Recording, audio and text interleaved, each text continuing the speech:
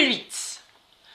Là, on va parler des enseignements des guides animaliers.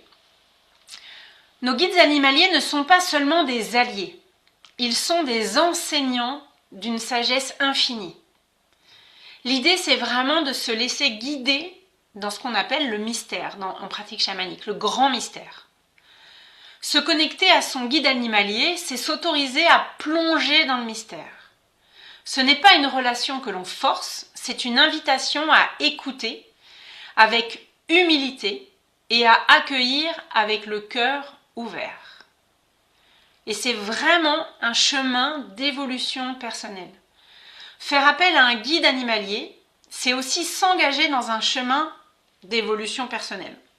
Ces guides savent où se trouvent vos forces dormantes, mais aussi vos blessures. Ils vous accompagnent dans une guérison qui est à la fois douce et puissante, en vous montrant comment marcher à nouveau sur votre chemin avec confiance. C'est une relation de respect mutuel. En apprenant de votre guide animalier, vous honorez également l'énergie du monde vivant tout entier. Vous devenez le gardien d'un équilibre sacré en vous et autour de vous. Et mon objectif dans tout chemin spirituel, c'est de pouvoir intégrer les enseignements dans votre quotidien. Ces animaux ne sont pas de simples symboles, ils sont des alliés vivants, présents dans l'énergie tout autour de vous. Pour entrer en communication avec eux, prenez un instant pour les appeler, que ce soit dans vos méditations ou dans un rituel sacré.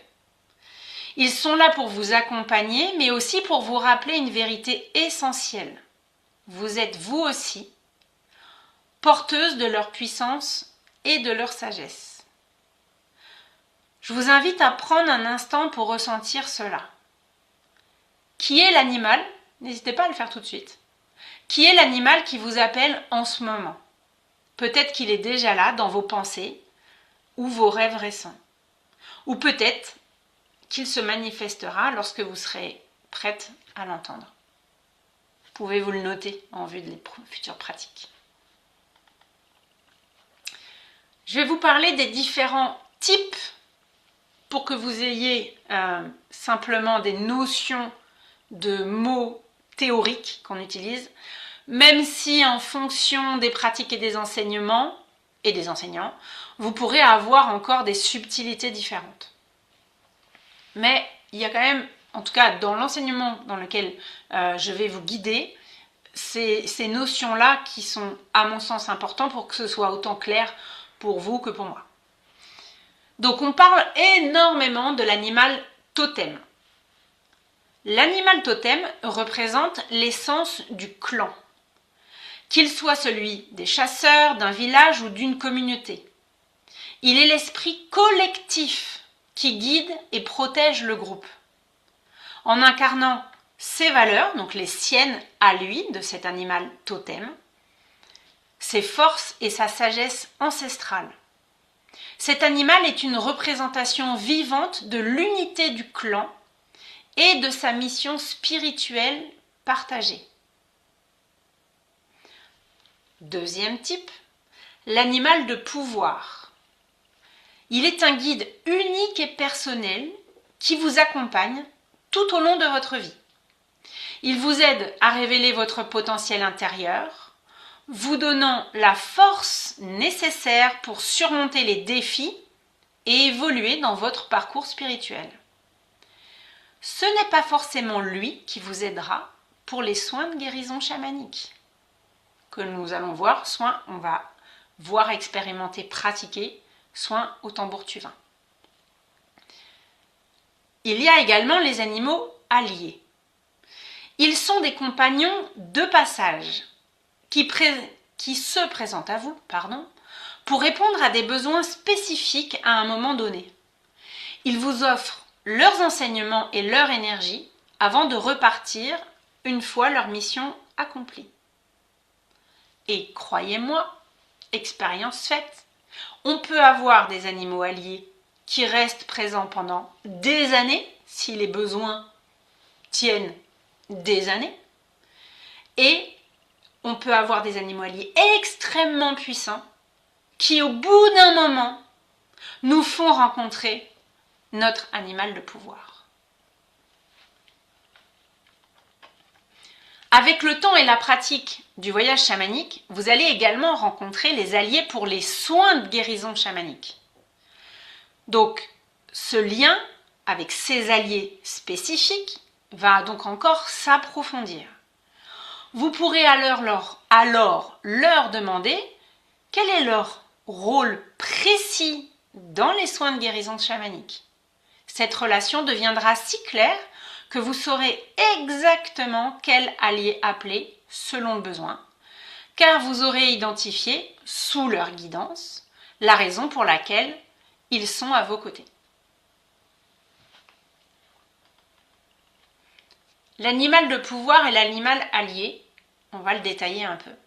Deux facettes de l'alliance avec le monde animal.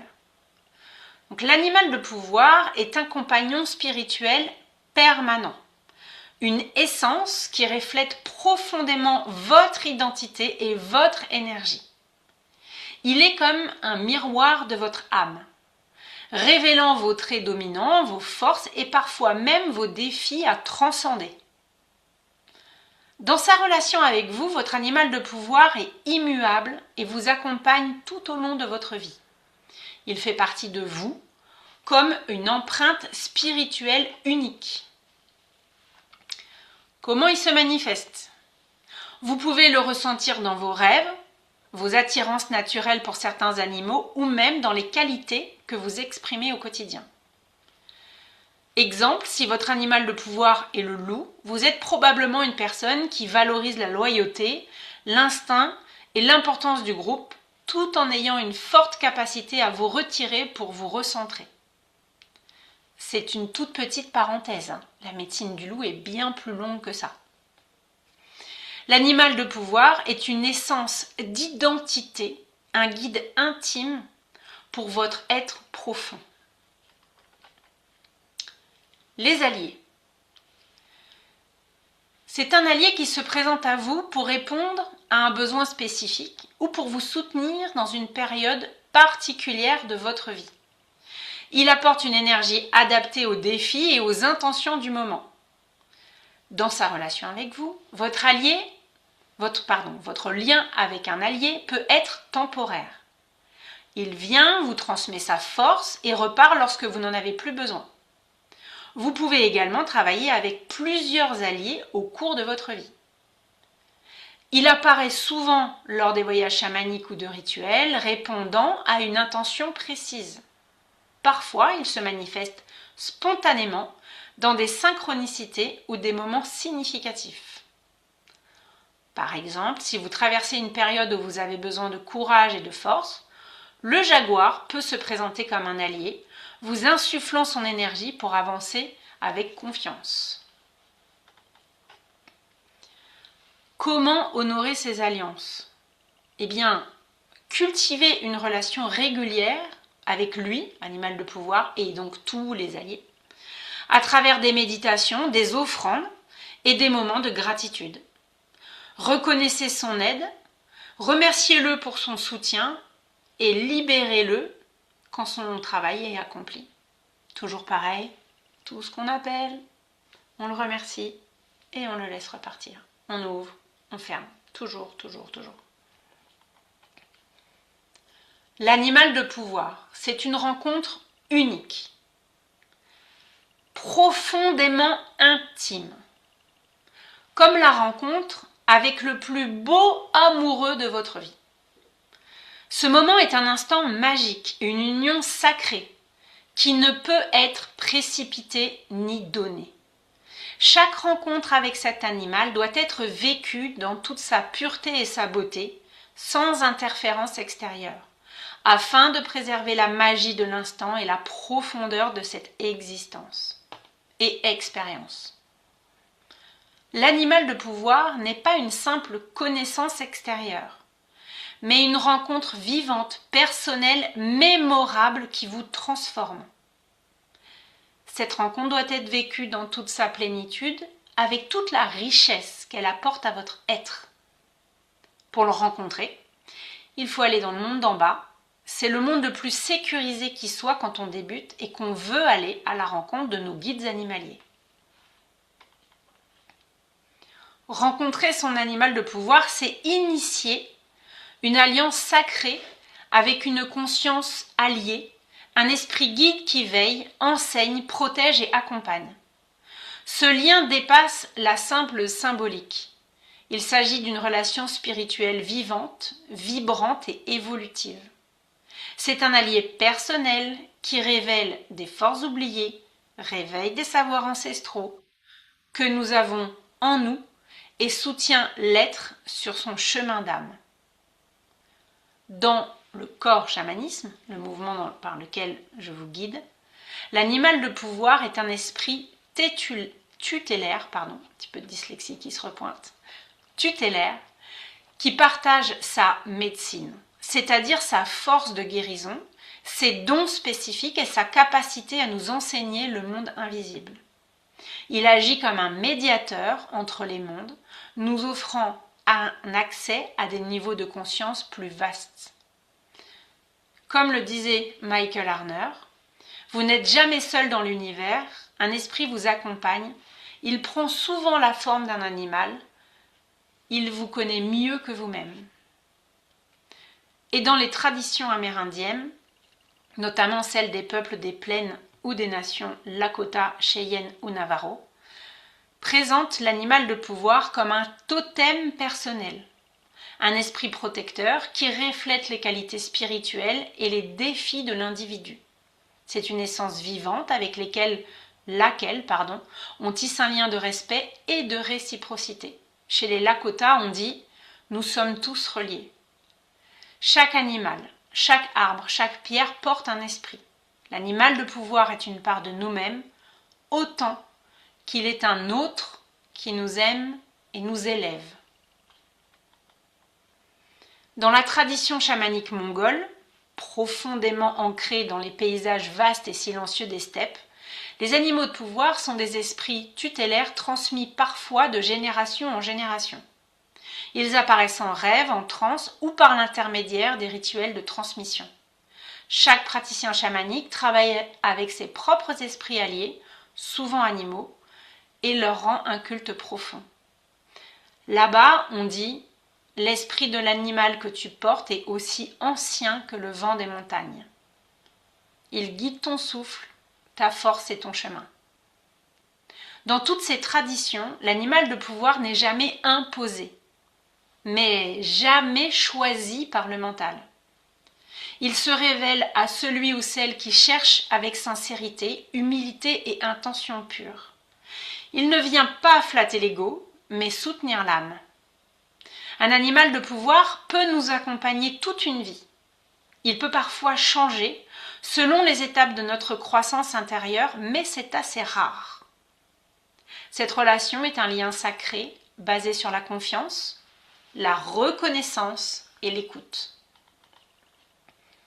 La voie chamanique nous enseigne que pour rencontrer cet esprit allié, nous devons savoir voyager. Le monde d'en bas, que l'on explore en voyage chamanique au son du tambour ou du hocher, est le royaume naturel de ces esprits. C'est là qu'ils vivent, dans un espace sécurisant et structuré, accessible lorsque l'on est bien accompagné et que l'on a posé ses intentions avec clarté. Comme le dit une sagesse ancestrale, là où les racines touchent la terre, les esprits dansent. Ce monde souterrain n'est pas un monde d'ombre, mais un monde de sagesse, de guérison et de mémoire. Rencontrer son animal de pouvoir, c'est se reconnaître à travers un miroir vivant. C'est se laisser guider vers une version plus libre, plus intuitive, plus puissante de soi-même.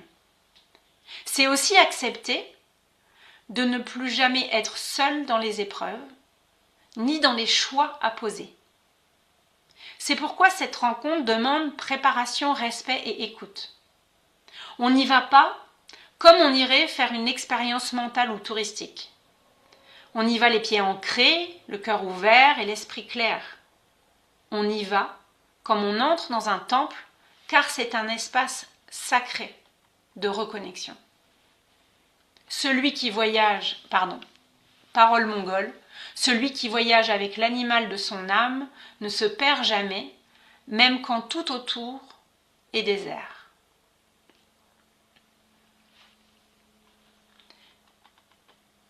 Et je vous ai noté faire un voyage chamanique en sécurité.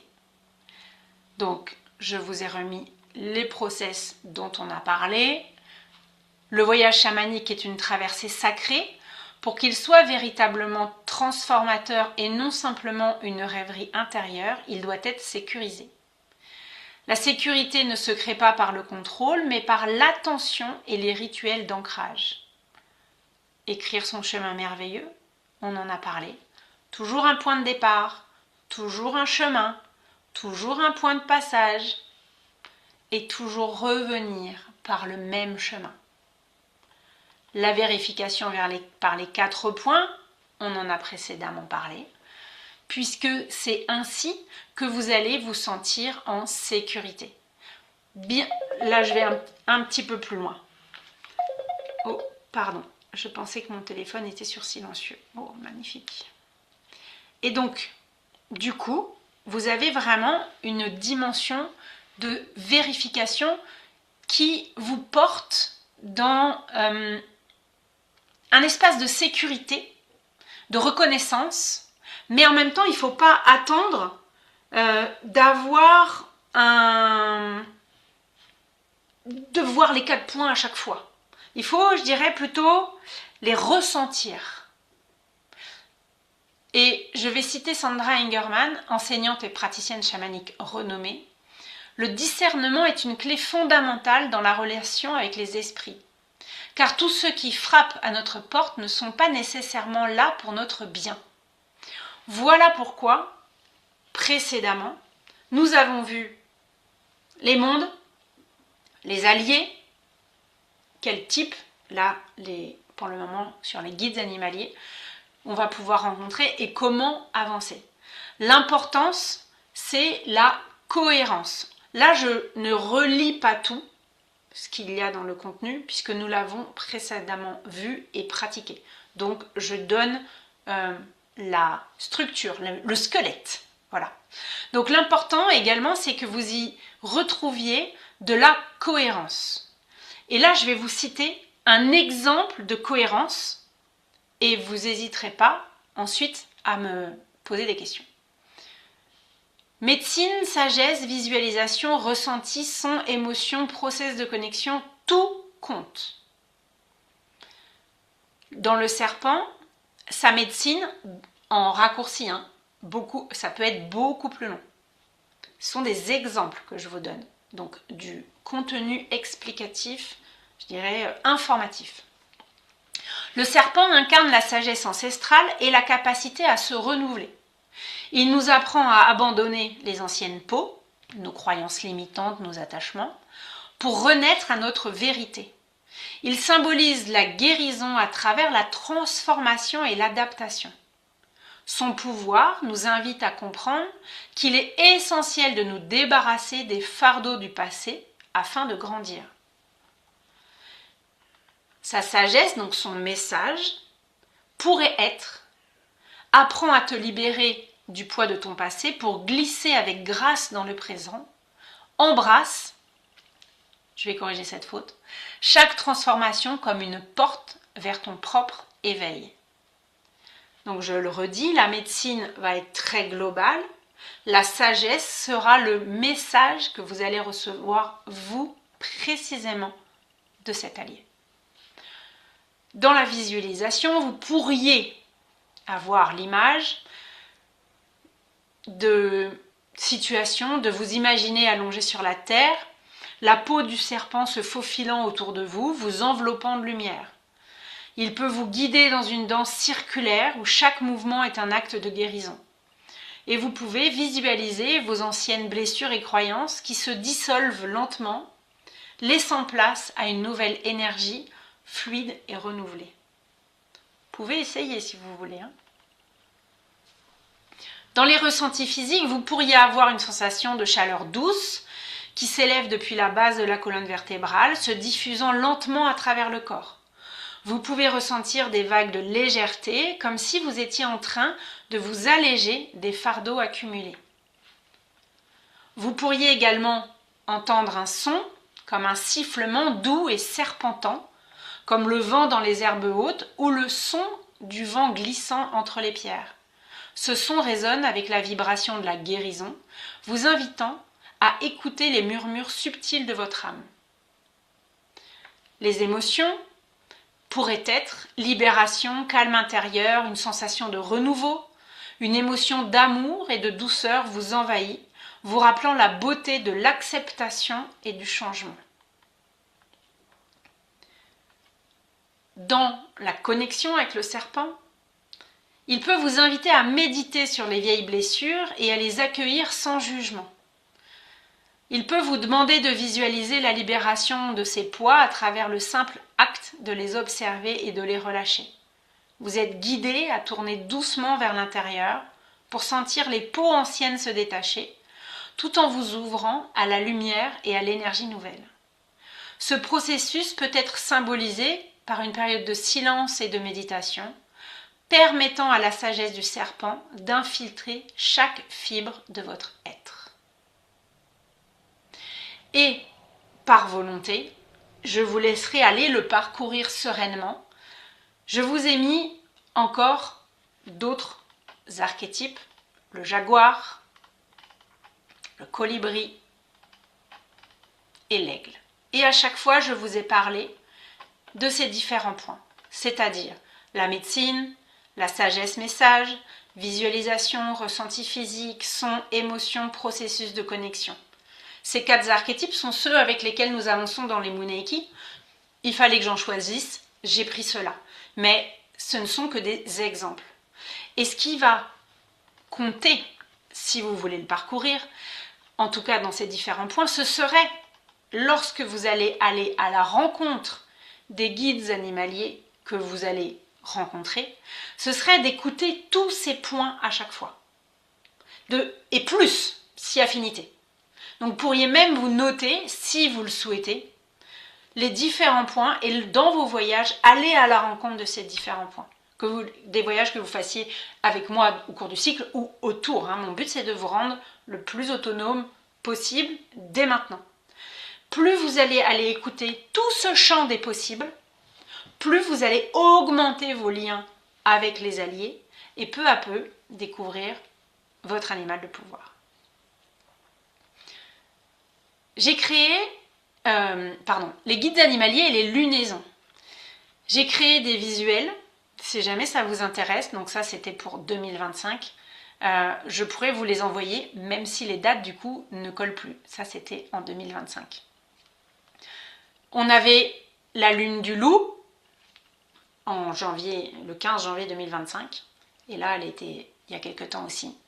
Et donc, à chaque lune, on peut associer potentiellement, selon les lectures, selon les traditions, donc ce n'est pas fermé. À chaque lune, on va pouvoir associer un allié animal. Et à chaque fois, pouvoir, médecine, sagesse. Par exemple, le loup, ses pouvoirs vont être guidance, instinct, union. Et le loup incarne la sagesse de la meute et la capacité à naviguer dans l'obscurité hivernale, rappelant l'importance de l'entraide et de l'intuition en début d'année. Peut-être que cette petite phrase étayera vos pensées par rapport au partage personnel que nous avons fait avant de lancer cet enregistrement sur ce début d'année joyeux et mouvementé pour 2026. Je vous laisserai pareil, allez le lire si vous en avez envie. C'est que de l'apport de théorie. Ce n'est pas nécessaire à être lu pour la session de pratique. C'est que de l'apport encore et encore. Ça rime en plus. Donc je vous ai parlé du hibou, du corbeau, de la libellule, de l'abeille, de la fourmi, du cerf, du dauphin, du colibri, du renard, du castor et de l'ours blanc.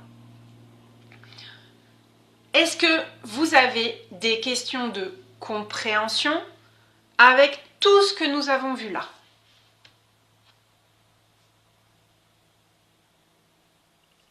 je précise compréhension dans le sens que tout ce qui va être propre à vous, les pratiques, etc., on le verra dans l'atelier questions-réponses que l'on fera après. Visiblement pas de questions, c'est que du coup, tout est clair. J'ai une petite question quand même, Emanta. Attends, À je toi, remets juste l'enregistrement si tu veux bien. J'avais bien cliqué sûr. pause. Pardon. Oui, je t'écoute. J'avais une petite question Oui. à te poser par rapport à la rencontre avec son animal pouvoir. Ouais. C'est un échange qu'on avait eu toutes les deux, mais sur la journée qu'on avait passée ensemble. Oui. Euh, Tu me disais que même si on déterminait l'intention d'aller à sa rencontre, c'était peut-être pas lui qui se présenterait. Exactement. Exactement, puisque en fait, c'est vraiment comme je l'ai mis rapidement, mais je pourrais faire tellement long. D'ailleurs, n'hésitez pas à regarder le replay auquel vous avez accès, ça vous donnera encore du contenu supplémentaire par rapport à tout ça. Hein. Je ne me suis pas appuyée sur la session de théorie pour faire le webinaire au sujet des animaux de pouvoir, donc n'hésitez pas à aller le regarder si vous le voulez. Euh, En fait, c'est vraiment comme la rencontre avec le plus grand amoureux de sa vie. Amoureuse, ça marche aussi. Hein. Voilà. C'est-à-dire que c'est pas parce qu'on veut le rencontrer qu'on va le rencontrer. C'est comme j'aimerais bien rencontrer mon prince charmant, ma princesse charmante dans ma vie et il vient pas. C'est pas parce qu'on a envie qu'il va venir. C'est vraiment une affaire de voyage et de rencontre. Et des fois, nos alliés sont là pour nous soutenir, pour nous permettre, et c'est vraiment ma croyance profonde, puisque c'est en plus comme ça que je l'ai vécu personnellement, vraiment. Donc du coup, j'y crois encore plus, forcément, puisque c'est mon expérience. Et donc du coup, on peut être des années avec des alliés et seulement après être prête et prêt à rencontrer, mais c'est-à-dire plutôt à reconnaître qui est notre animal de pouvoir. Mais ne pas hésiter à faire des voyages pour demander d'aller à sa rencontre. Manifestons, ce sera le meilleur moyen d'attirer à nous ce que l'on souhaite. Est-ce que ça répond à ta question? Ça enfonce encore plus le doute de se dire. Euh, alors, si on part sur le principe de la rencontre du grand amour, Oui, tu es d'accord avec moi qu'il y a des gens qui vont le rencontrer très tôt dans leur vie oui, et d'autres qui vont le rencontrer beaucoup plus tard. bien sûr. La question est de savoir comment être sûr que c'est vraiment son animal pouvoir. Est-ce que toi, tu as comment dire, des pistes de reconnaissance, comme tu vois, par exemple, Oui, nous, on a les 4 points de compréhension quand on est dans un endroit. Est-ce que tu peux partager ça avec nous? bien Est-ce que c'est sûr. prévu? Est-ce que... Et en fait, c'est aussi simple que ce que je vous ai raconté là. C'est-à-dire que vous allez aller de nombreuses fois à sa rencontre et peu à peu, le lien va se faire et il y a un moment, ce sera une évidence. Parce que il sera justement ce reflet, ce sera une telle évidence, ce sera un tel miroir de vous-même, pas que du côté formidable, hein, du côté aussi à bosser. Quand je vous parle de défi, c'est aussi cette dimension-là. Ce sera tellement évident que ce sera sûr. Et en fait, au fur et à mesure, et ça ne passe que par là en pratique chamanique, ça ne passe jamais par le mental, ça ne passera que par des voyages et des voyages et des voyages. Il y a un moment, ce sera une évidence. Et ça ne marche que comme ça. Et c'est là que notre mental n'agit plus. C'est là que l'esprit, avec un grand E, agit. C'est ça la pratique chamanique. C'est tout. Mais c'est tellement tout ça.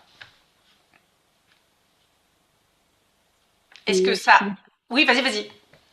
je creuse encore un petit peu plus Bien dans sûr, ma bien sûr. réflexion. Est-ce que il est possible qu'il y ait un animal qu'on pense être un allié qui est finalement un animal pouvoir? Est-ce que Oui, ça existe? bien sûr, Ok. bien sûr. Ou alors, c'est tout à fait possible. Euh, c'est même plus souvent, on pense que c'est seulement un allié et en fait c'est notre animal de pouvoir. c'est quand même assez rare, dans les questions que j'ai posées autour de moi, d'avoir des gens qui processent comme j'ai processé pendant des années à tourner autour du pot et que ce soit tellement évident. C'était mon chemin également de pas voir ce qui était juste devant moi. Voilà. Et quand l'évidence a été là, je me suis dit, bah oui, c'était évident. Mais enfin, j'ai beaucoup de mal, tu vois, à déconstruire le fait, parce qu'on en a discuté ensemble, et pour que ce soit plus clair pour tout le monde, c'est que je pense avoir identifié du coup mon animal pouvoir et en discutant avec toi, je me dis que c'est peut-être pas lui. Et du coup, je cohabite avec cette possibilité.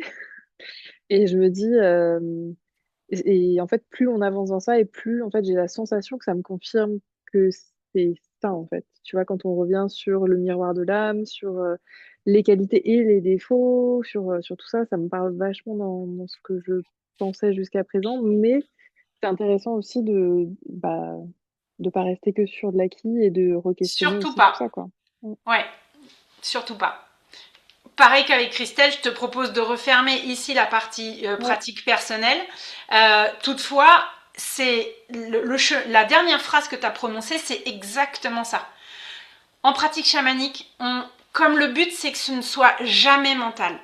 La pratique chamanique, la sagesse chamanique, la médecine chamanique n'est pas une voie ni d'analyse ni de décodage. Donc c'est expérience, chemin, voyage, expérience, questionnement, aller à la rencontre de nos alliés, les questionner, revoyager, revoyager. Et après, c'est tellement évident que ça ne passe même plus par le mental. Et c'est là que c'est bon. C'est là qu'on est au bon endroit. Quand, effectivement, il n'y a plus de mental. Donc c'est normal que la partie de départ, de recherche, crée du doute. Parce qu'on est encore dans le mental. Tout est parfait, c'est le bon chemin. Et c'est un chemin à marcher. Est-ce que ça merci nourrit? Martin. Avec plaisir, ça nourrit. Parfait. Est-ce qu'il y a d'autres questions de compréhension? Je suis en train de penser, il y a un point aussi que je voulais rajouter, que je n'ai pas écrit. Je parle vraiment là d'animal de pouvoir. Il y a effectivement des gens qui proposent, peu importe le format, que ce soit en séance, en stage, de vous donner votre animal de pouvoir. Je suis convaincue, je préfère penser ça, que les gens, les praticiens et praticiennes chamaniques sont bienveillantes, compatissantes et le font avec le cœur grand ouvert. Donc ça ne vient pas teinter ça. Je suis même convaincue que ces personnes, si elles considèrent vous donner une information juste, que cette information est juste. Vous voyez, je ne mets même pas ça de côté. Là où je veux juste vous donner un point de lecture, alors moins confortable, c'est sûr, parce que ça vous renvoie à travailler vous-même. Mais perso, le plus grand amoureux de ma vie, la plus grande amoureuse de ma vie, j'ai pas envie du tout que quelqu'un me dise tu vas la rentrer comme ça, là, ça va se passer ça, il va te dire ça, il va être habillé comme ça, vous allez vous regarder, vous toucher du bout des doigts et puis après vous allez plus vous voir, il va se passer ça et à un moment il va t'offrir ça. Mais j'ai envie de le vivre. Donc moi, c'est une suggestion d'aller effectivement prendre du temps, effectivement processer et ne pas demander à quelqu'un d'autre de vous l'apporter. Pour moi, c'est mon avis, croyance personnelle, schéma limitant. Donc j'insiste, libre arbitre à vous. Mais pour moi, il y a une forme de moment où vous acceptez de donner votre pouvoir lorsque vous demandez à quelqu'un qu'il ou elle vous donne votre animal de pouvoir. Pour moi, ce qui compte, c'est d'aller à la rencontre, de faire le chemin. Oui, il y aura du doute au milieu. Oui, il faudra du temps. Mais ce sera tellement merveilleux. Vous imaginez d'être tellement en lien avec un allié qu'il n'y a plus aucun doute et qu'à n'importe quel moment, vous pouvez vous y référer pour n'importe quelle chose de votre vie. Ça peut valoir le coup de processer soi-même. En tout cas, j'en suis convaincue.